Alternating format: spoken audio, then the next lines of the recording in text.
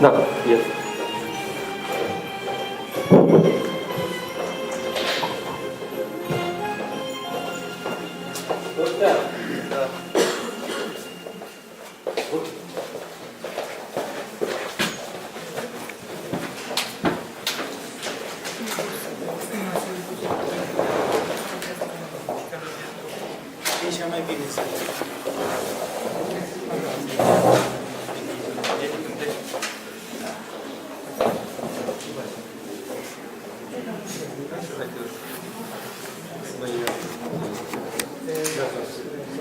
Bună ziua! Eu vă rog, stimați colegi, poate veniți o leacă mai în față, pentru că se face impresia că v-ați ascuns nu vă vadă nimeni. Din contră trebuie să... Da, ridicați mâna, adică sunteți prezenți. Da, bine. Astăzi avem o posibilitate așa de unicat să primim informații despre știința deschisă, Open Access. Ați văzut cum este formulată întrebarea în titlul acestei prelegeri și a venit în ospăție la noi editorul la Revista Științifică Internațională Applied Science. Este o revistă, eu aș spune, destul de cunoscută, o revistă prestigioasă, cu un factor de impact destul de serios.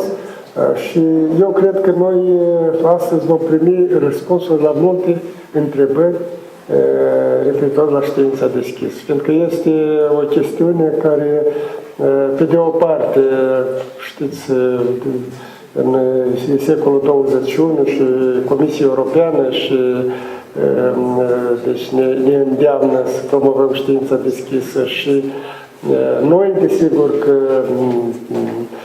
dorim să promovăm știința deschisă, dar totodată apar unele întrebări și astăzi domnul profesor Henrik Rudolph, Professor Henrik Rudolph is the editor-in-chief of the International Journal Applied Surface Science. So you let welcome.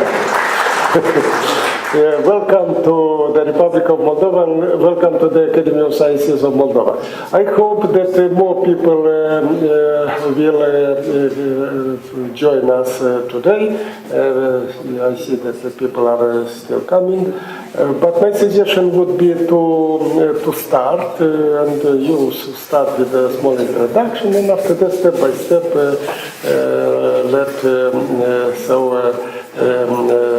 discuss the issue of open science, an issue important for all researchers in the world. Actually, the world is very small, we know that. So, dear Professor, please, you have the floor.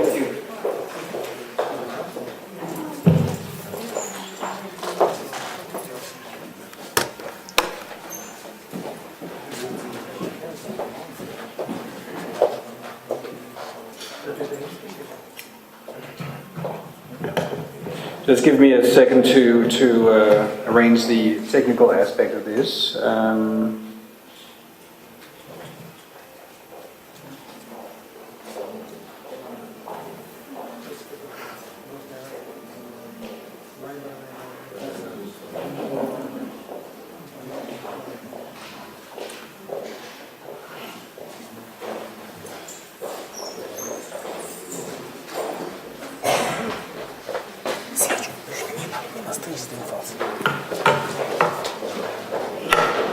Okay.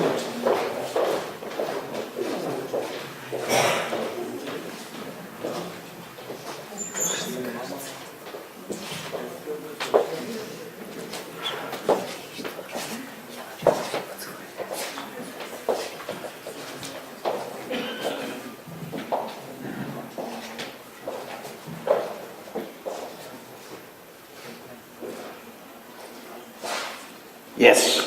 Good afternoon. It's very difficult for me to see you at the same time, and maybe also difficult for you to see it here. So I normally tell students, obviously you're not a student, but I normally tell students you should sit in the first row here, because if you don't sit in the first row, I'll ask you some very tough questions.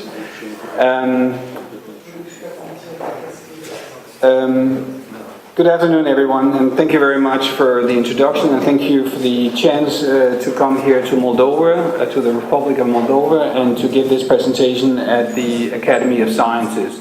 As you can see, my name is Henrik Rudolph, and for those of you who know people in the Netherlands, you would know that this is not a very Dutch name. So people living in the Netherlands are called Dutch, but even though I've lived there for 30 years, I'm not really Dutch. I'm originally actually from Denmark, but that's besides the point. I'm here today as an editor-in-chief from a journal called Applied Service Science. I would like to emphasize that even though this journal is from the company called Elsevier, I'm not employed by Elsevier.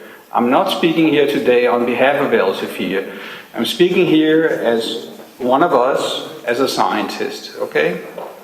That also means I would very much recommend, if you have any questions during my presentation, I would very much like to answer them during the presentation. So don't hesitate to stop me. If you fall asleep, I will not wake you up, but if you ask a question, I'll be very, very happy. So, as you probably can recognize up here, this is Charlie Chaplin in an old movie called Modern Times. So Charlie Chaplin saw this new challenges coming, and he felt that he himself was sort of put in the machinery. So I feel very much like Charlie Chaplin. I am the old person being put in this very new machinery, and I have to adapt to that. So today we'll go and talk about this new machinery. But before we do that, I'll go back to the very, very first beginnings of how to write scientific things. And in order to do that, we go back to what I call publishing 0.0, the first scientific writings. And on the left-hand side, you see various comet types written by the Chinese. So most of us probably believe that paper was really made by the ancient Egyptians, and that's where the name or the word paper comes from, papyrus. But actually the Chinese made it way before that, and what they did is they actually drew the comets and how they looked in the sky to classify them. So the Chinese scholars were very early on making drawings of this. Very scientific, because it was meant for their other colleagues in science. So we write science things not just for everyone, but actually for our colleagues. The Egyptians did the very same thing. This particular one is actually not on a papyrus, but it's actually on the wall. It's a wall painting, and it's how we mummify chemical process of dead people. Very important people most often. And we did that in order to preserve the way we did that. Unfortunately, the Egyptians forgot about that. Their scientific writing was not lasting long enough, meaning they couldn't read it, they could not understand it, so they forgot, once in a while, they forgot how to mummify their dead, deceased people. And therefore, in some dynasties, the mummification process was very poor, and these days we can then find them that are much older and much younger, but not the ones in between, because they have basically disintegrated. So now we will go from 0.0, which is thousands of years ago, and we'll go to, well, last year, 2019. And I'll call that 2.0. And to give you an illustration, many people will say, and that is true, that the number of scientific publications is growing exponentially. You know, anything can grow exponentially, but if it only grows with a 1% per year, it still grows exponentially. And that applies also to scientific writing. Why is that? That is because, not that there is exponentially growth of scientists, but we are all forced to publish more and more. And to give you an example, and these are numbers I have from Elsevier. If we look up on the top corner, there is about 1.5 million submissions per year to Elsevier. Elsevier is the largest. It has about 2,500 journals. And of all these journals, some of them are very big, and some of them are very small. Very small means they only have about 10 submissions per year, and very big can be about 20 to 25,000 submissions. And to do all of this, there are many people involved. And most of the people involved in evaluating all these presentations, all these papers, are scientists like you and me. So the funny thing is, we write a lot of papers, and we force our colleagues to read a lot of these papers. So every year, there's about 450,000 submissions being accepted into the journals of Elsevier. Now, Elsevier covers about 20% of the market of all publications. So if you multiply the 450,000 with about 5, you get about 2.5 million articles per year are published. And every year that grows at about 3 to 4% in all areas, almost all areas. And in order to do so, you reach about, well, 30 million researchers throughout the world. And that applies not to Elsevier, only to Elsevier. It applies to Kluver, Springer, Francis and Taylor, American Physical Society, the Royal Society of Chemistry in the UK, so many different publishers. But bottom line is, we write the papers, we evaluate the papers, we do the work, and we read the papers. So we do it for the scientists, and we write for ourselves. Now, if we look in our journal, Applied Surface Science is a journal that has existed since 1984. So it's about 35 years old. In the very beginning, it was not very big. And I joined the journal actually in 2005. Well, the number you see here is from 2006, but to give you a number, in 2005, in the second half of 2005, we received about 730 submissions. 700. In 2006, we received about 1,500 in total. Last year, 2019, just a few months ago, we reached 19,000 submissions. Okay? And we've been growing with about 20% for the past 15 years. That is what is exponential. And it's what is called unsustainable, meaning the system breaks down. This also means that we are one of the top 5 journals in all of the journals of Elsevier. So out of the 2,500, we are in the top 5 journals. Okay? At the same time, there is a measure called the impact factor. I will probably not discuss that further on, but I'm sure you all have heard of the impact factor. And the impact factor is really the ratio between the number of citations and the number of articles. So it's a little bit like the average number of citations in 2 years to a certain article. And when I joined the journal, it had an impact factor of about 1.3. And in June of 2019, it was announced it has an impact factor now of 5.15. So for our journal, it means that we have been growing exponentially, and our impact factor has been growing in a linear fashion, and about a little more than 1 per year, which is in many ways crazy. And for us, it puts a lot of strain, because all the people that are involved in the journal are all scientists like ourselves. They have a day job, and they do this in their spare time, in the weekends, in their vacations, what have you. However, at the same time, this particular journal has been having an acceptance rate that used to be about 60%. So 6 out of every 10 papers that were received would be accepted.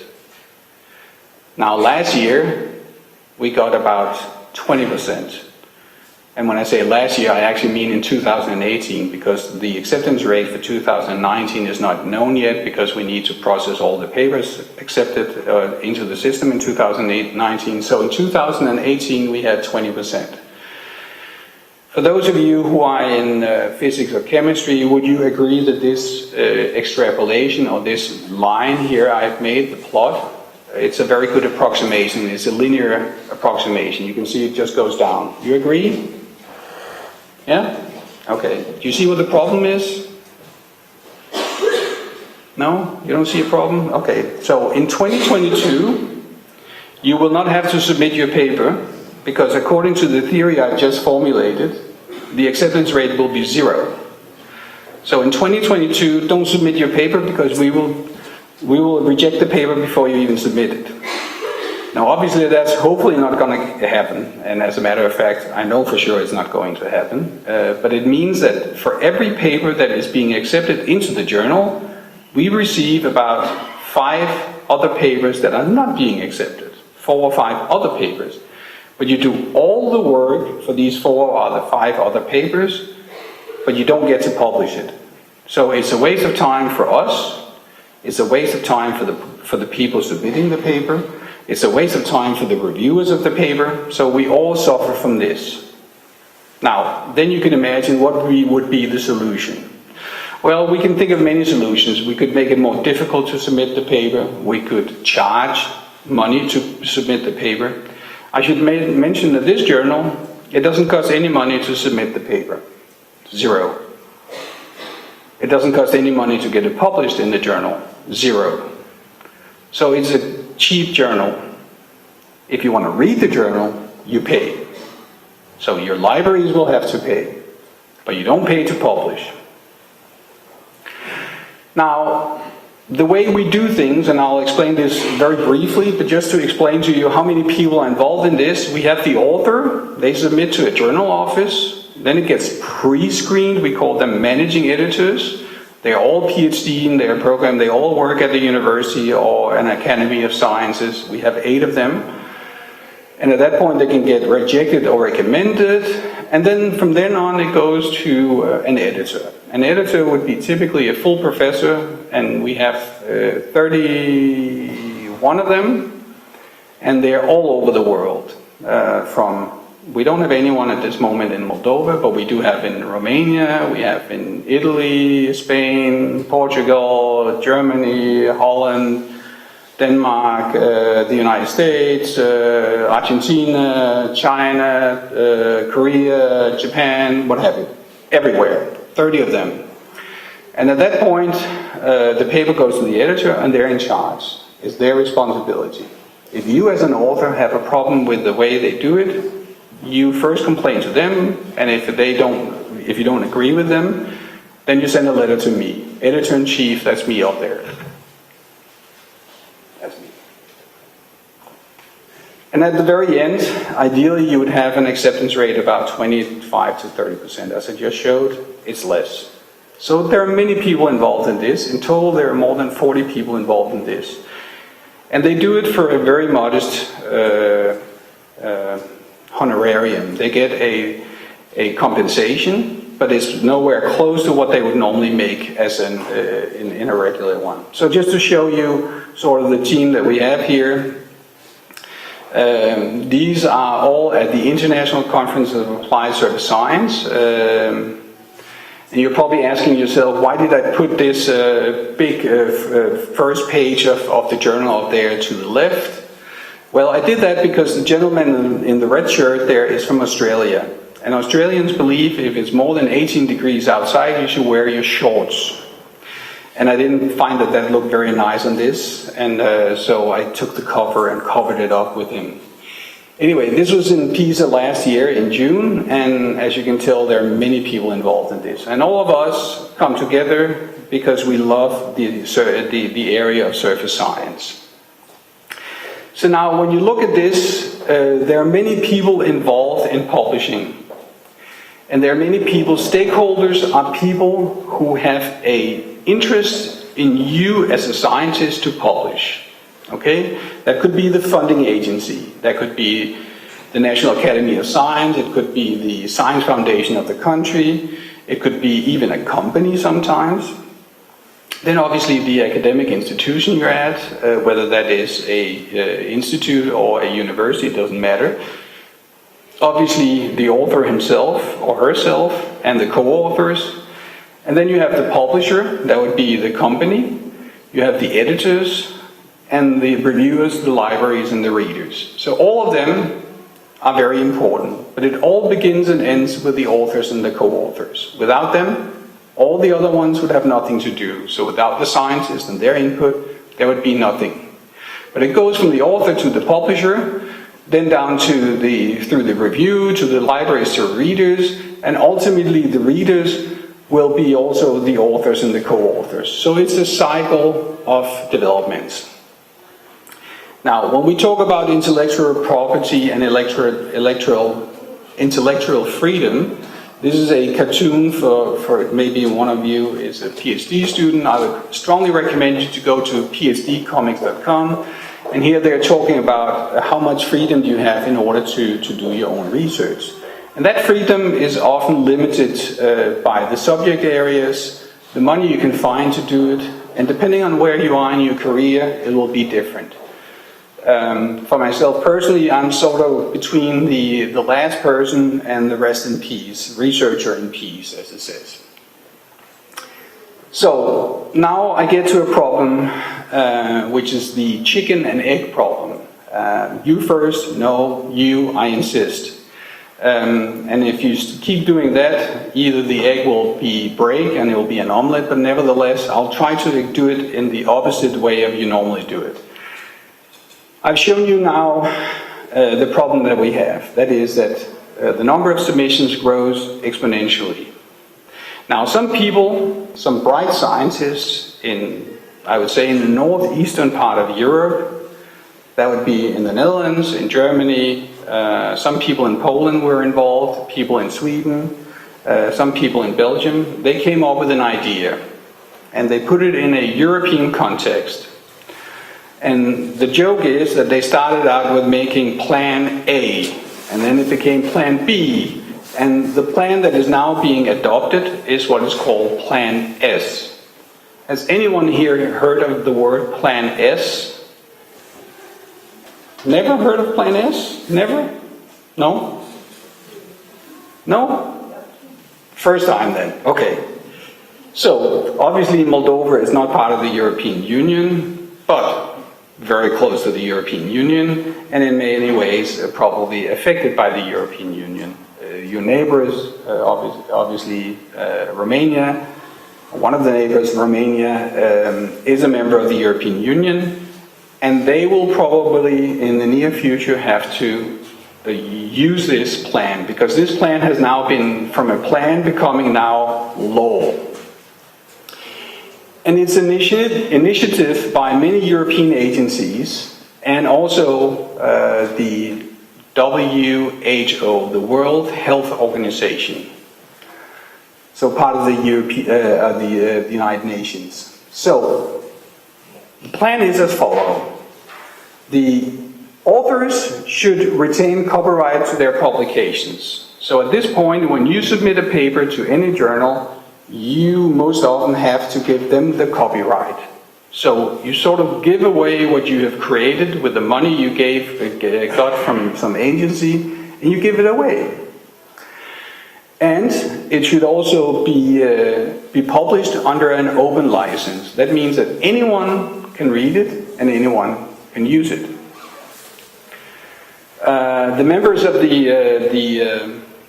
this coalition should also try to establish ways of getting this and criteria to do so. So it's very elaborate how to do so. They should also provide incentives for creating these new journals or new ways of doing it. So the publication fees, because all these new journals, all these new publications will have to have money when you submit, or actually when you accept their papers, okay? So now you don't pay to read it, but you pay when your paper is being accepted, okay? And these publication fees should be standardized and they should be capped. That means they should have a certain amount and no more, and they should be all the same. It doesn't say explicitly it should be all the same for all people that submit to the journal, but that is implicitly what they expect, okay? So the university and research organizations, they should also go into this system and they should align them. That means that the universities are supposed to support this and they should embrace it, meaning they should try to force people to only submit to these journals. Then there is, the bottom line of this is that by the end of 2021, so in less than 24 months, all of this should be implemented in the European Union. The only exception is for books and monographs. There they give you a little bit more time to do this. Then it should all be placed in open archives. I know there is a lot of text, but bottom line is the scientists and researchers who benefit from the state-funded, and in the Netherlands and most European countries, about 95% of all funds being used are coming from state, some way or another, either directly or indirectly. And that would be by the end of 2021. So, bottom line is, S might stand for shock. It is a shock because it will require a lot of things going on, things changing at the universities and also at the funding agencies. Just to emphasize a few of them, and I'll just underline them and you can read them yourself, but these things are very crucial for the universities. So many universities in Europe may know of this Plan S, but they're doing very little, if anything, to accommodate them. And the reason is that many people believe that, like many other plans of the European Union, it might not be implemented so strictly as it is right now. But so far, the people who have been starting this whole project, they believe that it should be done as fast as possible, meaning by the end of 2021. And the consequence is that, first of all, you will not pay for reading these journals, but these journals most often do not exist, so new journals have to be made. That takes time. You have to find new people to do this. That takes time. And you also have to convince the authors to submit to these journals. That takes time, because you will have a new journal with no impact factor, no history. Who wants to join a new journal not knowing what this new journal is all about? And one very important part of it, and I'll go to now to the next place, is because there is a number of criteria also written for these open access, and there are so many of them that I will not go through all of them. But bottom line is that you cannot just take a current journal and say, oh, we'll change it into a new journal. You have to make new journals. That means that these new journals will have to be created from scratch, meaning finding new editors-in-chief, preferably someone who has experience, finding new editors, and in the very beginning they will have no submissions. And you're not allowed to take an existing journal and then make another journal. It's the very lowest one here down, say. It says mirror journals, so that means that they would be just the same journal with a slightly different name, but then now all of a sudden open access is not allowed. Don't ask me why, because obviously that would be the best thing to do. You take a journal that you know, it would be like you always had a certain kind of washing detergent that you like to wash with, but then you're told, no, you can no longer use this.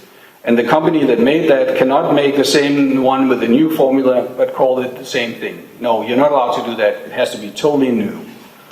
So at some point you might say, okay, so they are trying to make life difficult for the publishers, but at the same time they're making life very difficult for us as researchers. And last but not least, and now I look at the president for the Academy of Sciences, they will also make it very difficult for the people involved in evaluating the science. Why? Because these journals will not have an impact factor. So they cannot be determined to be in Q1, Q2, Q3, because they don't have an impact factor. They're brand new. And yet the European Union says you have to submit it to there. So how are we going to evaluate that? And I've been the dean of the physics department in 2 different places in the Netherlands, and I know how difficult it is to determine these things. We will no longer be able to do so. So many of these details have not been worked out. So this was decided in February of 2019, so less than a year ago. How many universities do you think at this moment has fully implemented Plan S? Make a guess. Yes, you're absolutely right. That's the right answer. 0. And that's a big problem. Not only that, but it also means that we don't even have the journals to do it. So the idea was of publishing 3.0 is that you don't pay to read the papers, and everybody should be able to read the papers. So the funding agencies and the governments will have to decide where you can submit your paper to, because they will have to pay for it that you submit. They will have to pay when you accept. And now I told you that the acceptance rate in the journal that we have is only 20%. So that means as the dean or as the director, you will have to gamble, because you will have to offer 5 people to submit a paper, knowing that probably only one of them will come back and tell you that they need the money to pay for it. But just so happens that you have some very, very good scientists in your department, and instead of having only 1 out of the 5, you have 4 out of the 5. All of a sudden, you don't have enough money to pay for it. So that will be kind of tough. Last but not least, the paying for the open access will paying one price for all countries and all universities. That would mean a country like Moldova, which does not have an economy as big as many northwestern European countries, would in principle have to pay as much money for publishing a paper than anyone from Germany, the Netherlands, or what have you. Is that fair? Well, I'll leave it for you to decide, but you can probably imagine what I think about it. But that was decided upon. It also means that most of these open access, because the term that is used is called open access. And open access is not free. It means that you pay when you submit. You pay when you have it accepted most often. And once it's been accepted, you don't have to pay to read it. But you never know who's going to read it and how it's going to be shown in the case. And typically, most of the better current open access journals have a fee of about $2,500 US. I don't know how much money that it would translate into in terms of salaries here, but I can tell you, even in the Netherlands, where people make quite good money, that is a sizable amount of money to put out of your research grants. And last but not least, there's also something called parasitic journals. Parasitic journals are journals that are created for the sole purpose of making money. And you do that by creating a journal that has a very attractive name, and they can easily undercut the price. One of the easiest ways to undercut the price is to make sure that you accept almost all the papers that are being submitted. Instead of having just 1 out of 5, you accept all of them. And you have then 5 papers, and you only do the work for 5 papers. And if you're really clever, you don't even have 2 reviewers or 3 reviewers per paper. You maybe have only 1, or maybe even not even 1, and you just accept the papers. So the idea behind this, which is a very good idea, and I think we can all agree about that, is that research is often funded by taxpayers' money. So everyone, all the taxpayers, should be able to read it.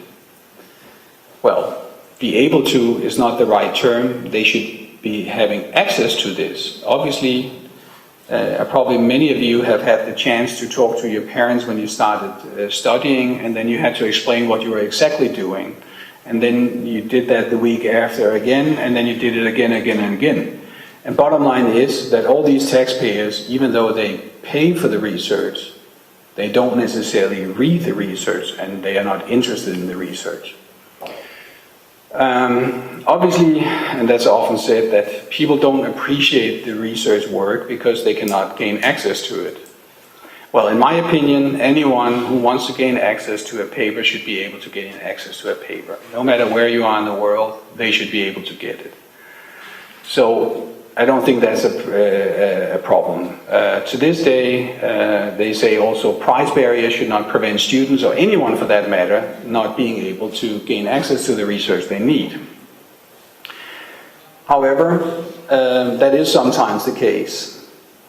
And what it means now at this point, and that is a consequence of this, is that many of the current journals will either have to restart, become new journals, or they would still remain and serve all the other people who are still allowed to submit to non-open access journals. And as you can probably imagine at this point, who has agreed to this? Well, the European Union is going to enforce this. The Chinese have said, no, we are not going to do that. The Russians have said that. The Americans have said that. So it might be very questionable whether it happens. So, in the very end, it probably will mean that these very big journals will have to be broken up. And we will pay the same to publish. So that means it will probably become cheaper for the richer countries, relatively speaking, unless they have to pay for the waivers that probably will be given to other countries. So, if you look on the internet, you will find a lot of material about that and a lot of discussions. And a lot of people think it's a very, very good idea, but nobody knows what the consequence will be. Now, why can't it be all totally free? Well, simply because it costs money to do all the work. It's as simple as possible. There are people employed by these companies, the publishing companies, and these people have to make a living. But now you may ask yourself, why don't I pay for Google and Twitter and Facebook? How many of you are on Facebook here? A lot of you, okay. And you don't pay for it, right? Are you on Facebook? Yes. Do you pay for it? Our experience. You pay for it. You pay for it, but not in a direct way. You pay for the Twitter, the Bing, the Google, the Facebook, the WeChat. Maybe you don't know WeChat, but it's the same as WhatsApp, but then in China, you can use it in China. But you pay for it with your experience and the fact that you look at something on Facebook, and the next thing you know, there is an advertisement coming up for the thing that you looked at. So you pay for it. So it's a different way of making money. So the new companies, the new sort of internet giants, the Googles, the Facebook, the Twitter, and what have you, they all make money by designing the experience you get around the information you provide by looking at it and looking at other websites. So suppose now the same companies would start publishing papers. They would probably not require us to pay for having this published. So if we can convince Google to do this, they probably can find a clever way of making sure that if you submit a paper, you will be able to get it for free. It will be done, all of it, maybe even by computers, artificial intelligence, and by the end of the day, people will read your paper, and by reading your paper and looking at other stuff, they'll pay for it. Are we willing to do that? Probably not. Because we don't like other people to know what we're doing as scientists. But we're willing to do that as persons ourselves when we use the Facebooks and the LinkedIn and what have you. So you will be very disappointed to find out that I'm not on Facebook, I'm not on Twitter. So I'm not paying for it. So another thing is that if we know that we write papers that the public will read and have access to, it is of interest for us to generate as much information about it so we could make the fake news in science. Because if we make fake news, a lot of people will read our papers and a lot of people will then quote our papers. So we will tend to oversimplify the things. So that's another danger of it. Now, how do we do about that? How do you do about this fake science? Well, yesterday I was at the State University and I gave a presentation about ethics. So that's a totally different subject, but it's a very important subject for us because we see that there is a lot of things being made. There is fake news already within the journals. So I'm about to conclude my presentation. I'll conclude the presentation with a project that Professor Rudolph from Romania and I have started up, which is one of the options. And the option is actually to make a gold open access journal. And gold open access means that you have to pay when you submit your paper. Sorry, you have to pay when your paper is accepted to the journal. But then it will cost nothing to read the journal. It will be for free. So any library in the world can have this journal in their electronic library. And the paper will be there forever. Okay? So, for all the times. And this new journal has no submission at this moment. It has no impact factor. But it's very closely related, as you can tell from the name, with applied service science. So what we've done is we've taken the experience of the people involved in applied service science, transformed it into a new journal, and then hope that we can convince people to submit and pay for the acceptance of the papers. The good thing is that we've been allowed to have a large decrease in the price for the first year, and we will also have a decrease in the next 2 years. But still, you have to pay for it.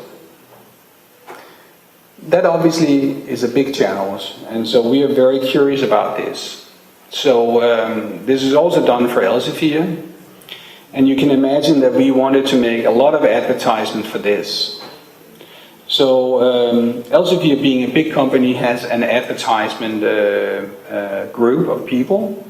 So we asked them, so how much budget do you have for making the advertisement of this journal? You know what the answer was? Once again, the correct answer, 0. So between the two of us, we were thinking about how can we, in the cheapest possible way, make contact with the scientists, except for putting up web pages, sending you emails. Did any one of you get an email from this new journal? Do you know? Has anyone seen it? You have. Oh, thank God. So I can tell you, you're the second person in the world I've met that actually say that they've seen this. Oh. Not from the system. Not from the system.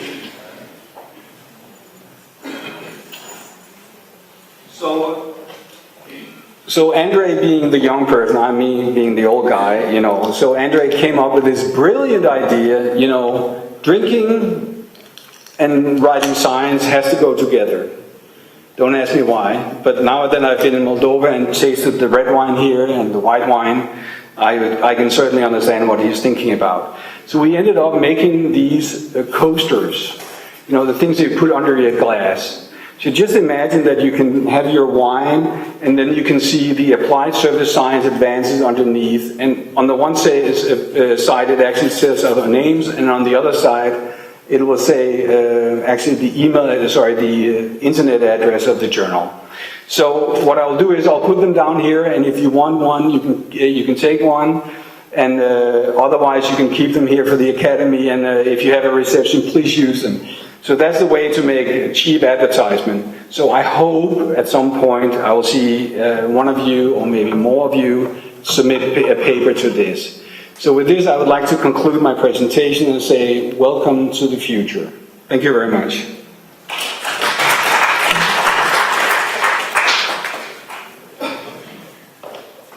Well, thank you very much for the very interesting presentation, and of course we would like to wish much success to the new journal that you initiated. And now the presentation is open for discussion. You may put questions in any language, we will translate. Ce întrebări sunt?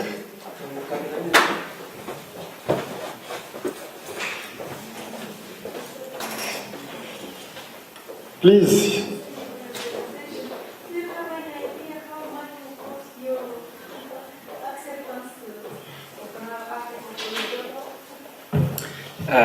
Now I'm getting trouble, but I'll look at Andre. I believe it's now 750 euros.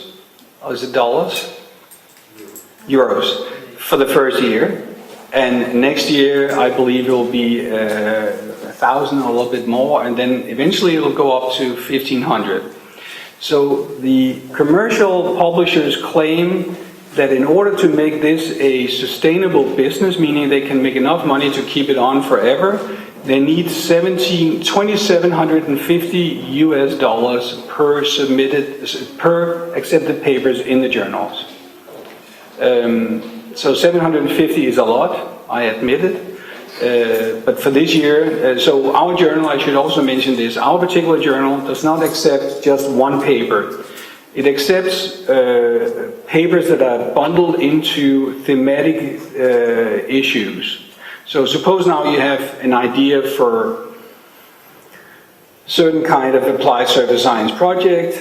You get 5 other people from other countries, and you combine, then make a proposal to make this submission.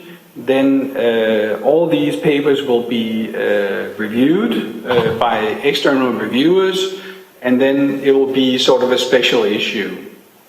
That means also that they will all attract interest from various people at the same time. So that's the way we would like to do this, and that's because we used to publish a lot of these special issues in the mother journal Applied Surface Science, and now we would like to do it in a different way because we've found that these papers tend to attract a lot of attention to each other.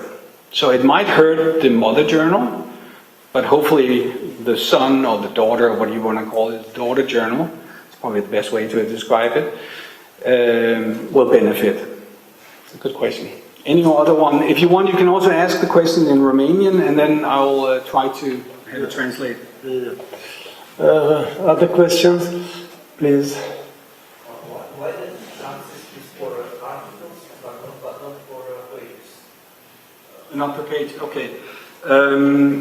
That's a good question. Why is it not per page? The old page idea used to be because you printed the things, you put them paper, and printing costs money.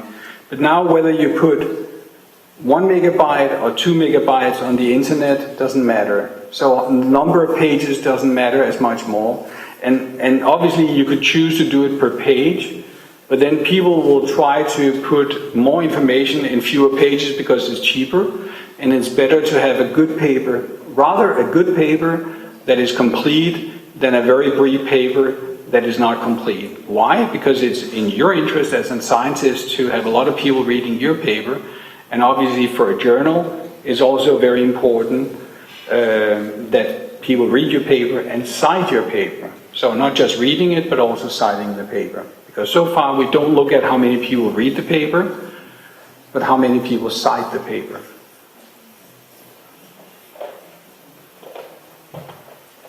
So questions now, more and more journals are just in electronic forms, Yes. electronic form, and actually this is a tendency. Your opinion about this possibility? Yeah, that's another good question. Yeah, so in principle these days all journals, even the mother journal, so the mother journal now used to have, I guess it printed about 4,000 copies every 2 weeks. These days less than 100 are being printed, and that's only because a certain number of libraries require a printed copy. This journal is, in first instance, an electronic journal. However, if you make a special issue and you would like to have it printed, it can be printed. And the printing cost is not, printing things are expensive, but it's not very expensive compared to many other things. As a matter of fact, since you own the copyright, you could in many ways just print it yourself if you wanted to. Okay, so question please. Sorry, from the very beginning of the presentation, you said what your editorial will accept paper still 2022, or you meant something else? Okay, let's go back to linear and graphic. Oh, okay. No. Okay, maybe I didn't make clear. Obviously, I'm making a joke. The joke was that we see the trend of the acceptance rate to go down, and if you plot it, it becomes a linear plot. And I'm a physicist, so physicists like graphs, and they like to extrapolate, not just interpolate, but also extrapolate. And so if you would take this and extrapolate, then it would go down to 0. And obviously this one, right? Yeah, so the acceptance rate, so this is what we've observed. So these are the measurements, okay? So this is the measurement. And then we are now in 2018. So I'm saying my theory is linear, so my theory predicts by 2022 it'll be 0. So you shouldn't submit it. Obviously, I am sure that my theory is wrong, and that's the reason why I like to tell it as a theory, because physicists like theories. But obviously, it's not going to 0. As a matter of fact, we know now that we stabilize at about 20%. So it means, but still means that for every 5 papers, only 1 is being accepted. We do 5 times the job, and we only get 1 out of it. Am I happy about that? No. And I hope, obviously, if people know that they have to pay for having it published, they will submit fewer papers. But they're so happy about our journal because we do it very fast. So then we say to them, why did you submit the paper? Because it's not complete. They'll say, well, but you will give me so good feedback so I can improve my paper. Yeah, but that is unfair for us, that you want us to be the ones helping you to write your paper. That's not the way it's supposed to be. So, trust me, it will not be 0, and we will keep accepting papers. Other questions? Will the cost be smaller for low-income countries? So, in Plan S, so far, it looks like that the plan is that it's not supposed to be that way. Okay? So, Elsevier is a company, and they're very cautious about what is going on in the European Union. So far, they have kept that policy. You can imagine what I think personally about it, but it doesn't matter. I am not the one trying to convince, I'm not the one who could convince Elsevier. Andre and I have tried convincing them, and we have failed.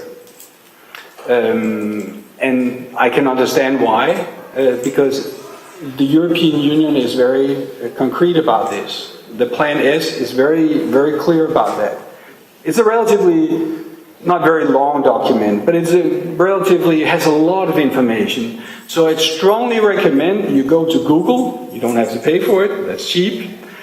And you can download the Plan S, okay? And then you can read it yourself. And maybe you will not sleep too well then the night that you've read it. Like I did not sleep very well, because it's a very scary thought how things have to be changed. I mean, I don't mind change, okay, I'm getting old, so I do mind changing, but changing in less than 2 years is a huge challenge for the scientific world. And especially for all the different universities and the different systems, how do we allocate the money for publishing all of this? All of a sudden we have to decide, so we are not going to subscribe anymore to these journals, we're just going to get them for free. Okay, so we don't give the library any more money, and then we use that for publishing. Then the library will say, oh, wait a second, but how about all the other journals we still have? Yeah, well, we'll not read them anymore. Challenging. So, please, I want to add something because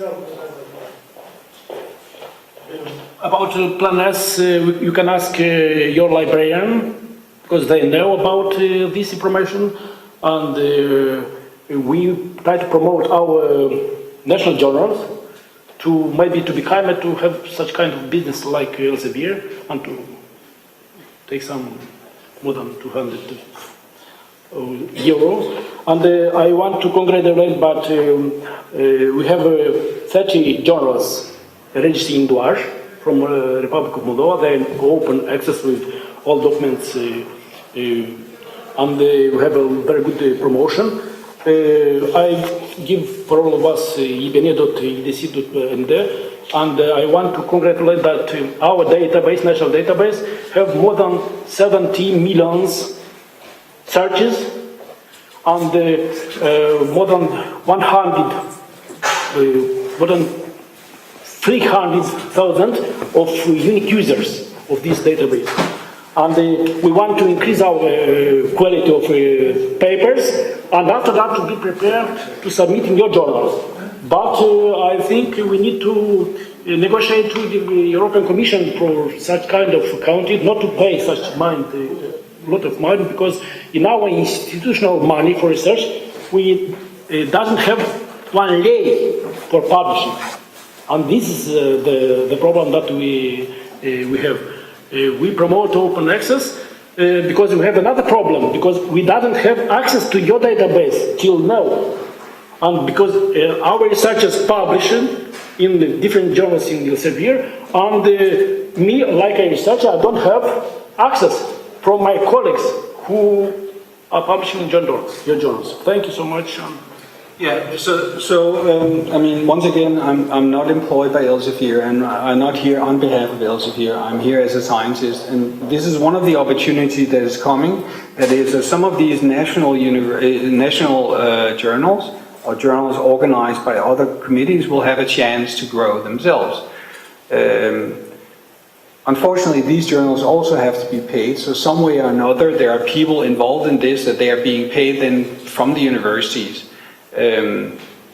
One of the reactions that is now occurring, which is not probably an even bigger challenge, is the fact that China is now making their own national journals much more important, with a very large increase in their impact factor. And as a matter of fact, these days, I should say for our journal, 50% of all submissions comes from China. As a matter of fact, China now produces more PhDs in physics and chemistry than the rest of the world combined. So their journals will benefit from this. And as a matter of fact, maybe even the European scientists will decide actually to submit their papers to this. But according to the Plan S, the scientists in Europe will be penalized if they don't submit to these journals. So it's a big challenge. I am, as I said, at the very end of my career, so for me it's not a huge issue. But for the many other people, they are currently working very hard on their research projects. It is a challenge. But once again, these national journals and other journals of that nature that have traditionally been open access definitely have a chance to grow very rapidly now. Yeah, that's clear that we should, the scientific results should be open and everybody should have the possibility to read the papers and so on. At the same time, there are a lot of companies that have their own laboratories, and in most cases the results are not published. They're not published, no. Yes, and you see, We do research, we publish, and we should pay for this. Companies do research, they do not publish, they do money. There is a discrepancy here. Well, you may have noticed that I didn't say where I'm actually working, or what I'm working for. And if you would look into my publishing record, you will see a number of years ago it sort of stopped. So my company, which turned out to be the government of the Netherlands, because I get my money from the national defense, the military, doesn't publish much either. That doesn't mean that there's no research being done. It just means that they don't think that everybody else should benefit from what they have done. The downside of that is, and that's unfortunately also for companies the case, that is you often tend to repeat things, stupid things or good things that other people have already done in a different company, but because they never published about it, you don't know. And as a matter of fact, for those of you who are interested in intellectual property, you should go in and look at some of these patent applications and patents that companies have, and you will find that they have often made many approaches to making a certain thing, and all the alternative routes to making this they have patented because they knew that these would be something that people would search to do the same thing with. So yes, they do not publish, but implicitly you can actually deduct some of this, but not from the open access like you would like to, but actually from the patents. Some other questions, please? It looks like everything is clear. So, dear Professor, we would like to thank you for your visit, for your presentation. Really a very important issue. Of course, here in the Republic of Moldova, it's not easy to publish in open access journals because we should pay, but nevertheless, research groups that have European projects, for instance, they have this possibility. And of course, we would like also to have more money in order to have our results open for everybody, because in this case the researchers have the possibility to promote their image, the image of the country, to become known in the scientific community and so on. And of course we would like to wish much success to your new journal, Applied Surface Science Advances. You are the main initiator of this journal, and Dr. Andrei Rotaro is the second that supports this new possibility. And of course, we will take the opportunity to publish papers in this new journal. And I hope that in the future we will have the possibility to meet again and to discuss the new, let's say, experience, especially related to the promotion of this new journal. Thank you so much. Thank you very much, and once again, if you have any questions, don't hesitate. You can find me not on Facebook, but a Google search will bring you to my email address, and otherwise Professor Rudolph. With this, I would like to thank you once again, and I hope you understand that this is a new adventure for us, and I hope you'll be satisfied to know that the compensation I get is exactly €0. So it's all, it's a child of love. And thank you very much. Oh yeah, so don't forget that if you want a coaster, next time we'll come and we'll have a glass of wine. Veniți și luați, asta e cadou.